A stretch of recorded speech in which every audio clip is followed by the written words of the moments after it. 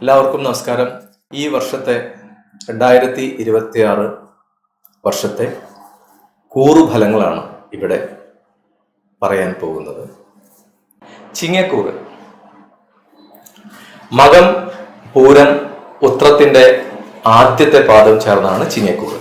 ചിങ്ങക്കൂറുകാർ പൊതുവെ നേതൃത്വ പാഠമുള്ളവരും തങ്ങളുടെ അഭിപ്രായങ്ങളിൽ ഉറച്ചു നിൽക്കുകയും വിശേഷമായ അഭിപ്രായങ്ങളുള്ളവരും ഏത് മേഖലകളിലും തങ്ങളുടേതായ ഒരു വ്യക്തിത്വം പ്രകടിപ്പിക്കാൻ കഴിവുള്ളവരും ആണ് ചിങ്ങക്കൂറുകാർ.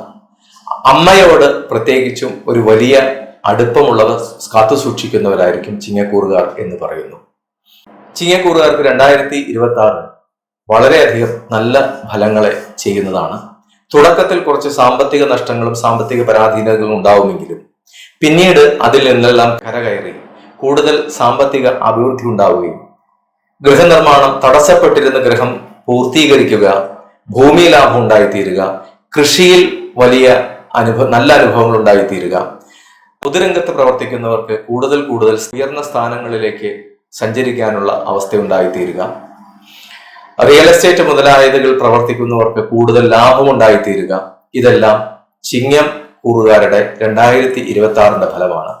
ഇതുവരെ ഉണ്ടായിരുന്ന പലതരത്തിലുള്ള ജീവിതത്തിലെ ബുദ്ധിമുട്ടുകളും മാറി പുതിയൊരു മാനസികാവസ്ഥയും പുതിയ ഒരു ജീവിത ശൈലിയും സ്വീകരിക്കുന്ന ഒരു അവസ്ഥ ഈ 2026 കണ്ടുവരാം.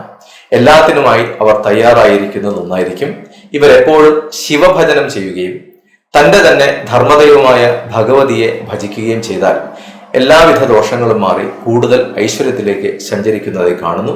2026 ചിങ്ങക്കൂറുകാർക്ക് പൊതുവെ നല്ല ഫലങ്ങളെ സമ്മാനിക്കുന്നതാണ്.